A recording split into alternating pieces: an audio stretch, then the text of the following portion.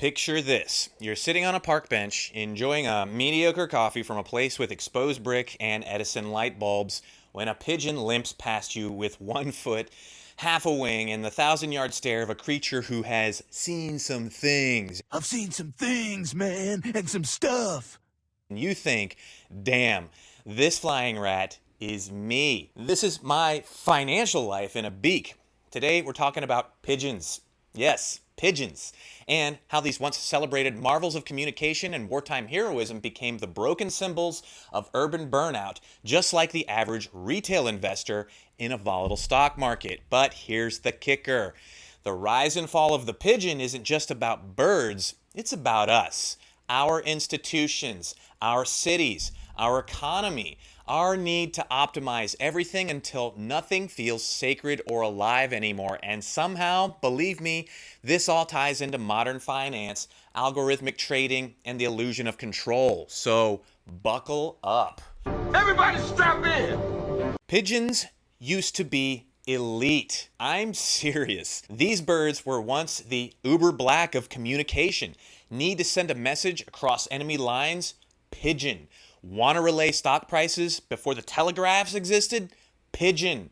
Organizing a wedding in ancient Persia? I don't know, but probably a pigeon. They were military messengers, prized racers, and Wall Street informants. Hell, during World War I and World War II, pigeons were awarded medals. Real ones, like the kind you pin on a uniform. But now, they eat Cheeto dust out of sewer grates while dodging toddlers with iPhones. It's the same thing that happened with retail finance. Once upon a time, investing was an elite club.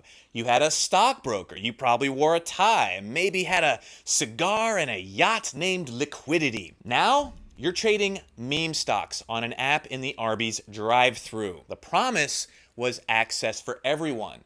Democratized investing. Sounds great. The reality? Financial Darwinism with better branding. So, here's some historical and social context. Now, let's rewind. Pigeons are rock doves by origin. For thousands of years, they were selectively bred for speed, homing ability, and loyalty. Literally the first version of airdrop. In the 19th century, pigeons were used to carry financial information from stock exchanges in Paris to Brussels. This gave traders in Brussels a massive edge, aka insider info on wings. In a weird way, pigeons were the first high-frequency traders. Speed, distance, and advantage were everything. Sound familiar? Today's equivalent is an algorithm shaving off milliseconds on a fiber optic cable between Chicago and New York to make a trade before you even realize your Robinhood app crashed. We went from birds to bots, but the race is the same. Whoever gets the info first wins, and the little guy still gets pooped on. So let's break down some causes and effects. How did pigeons fall from grace? Well, number one, technology outpaced them. The telegraph made pigeons look slow. The telephone made them irrelevant. Then the internet made them a metaphor. Number two, mass urbanization. Cities exploded, and with cities came trash.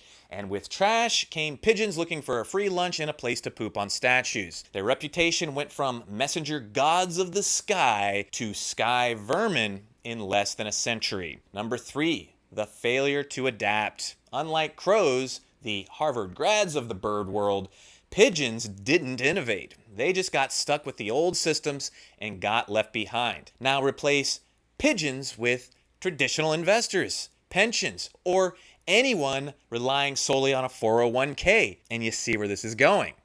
We were told to play it safe. Put your money in index funds. Trust the system. But meanwhile, markets are being whipped around by hedge funds with quantum computers and AI models that treat your retirement like a rounding error. The system didn't evolve for you, it evolved past you. So a little personal experience, I once did try to day trade. I watched some guy on YouTube who promised to make me rich if I stared at candlestick charts and screamed at my laptop like I was trying to summon a demon through Adobe Premiere. Spoiler, I lost $300 in 11 minutes. This is so embarrassing.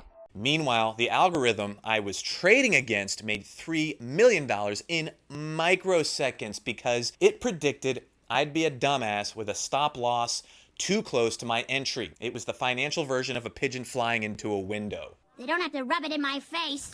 Let's get nerdy.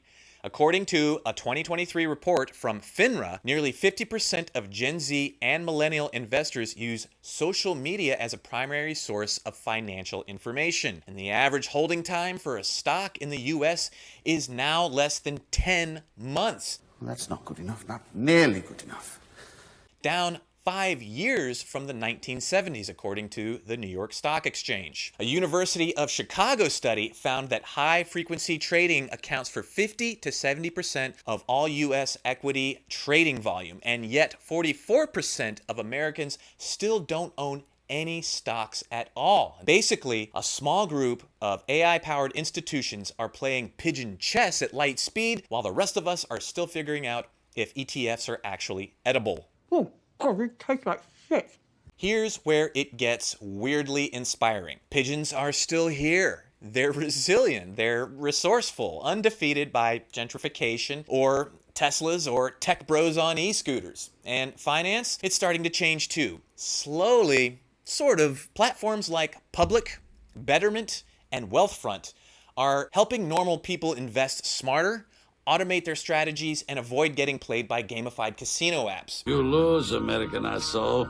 There's a rise in financial literacy, communities built around transparency, and even creators making investing understandable without condescension. We might still be pigeons, but now we're pigeons with a podcast and a Roth IRA. It's like Black Mirror meets March of the Penguins. We live in a world where algorithmic superintelligence runs markets, and we're just trying to decide between oat milk and almond. And yet we persist, because even if the system feels stacked, even if the pigeons lost their medals and got downgraded to background noise, they still show up every day.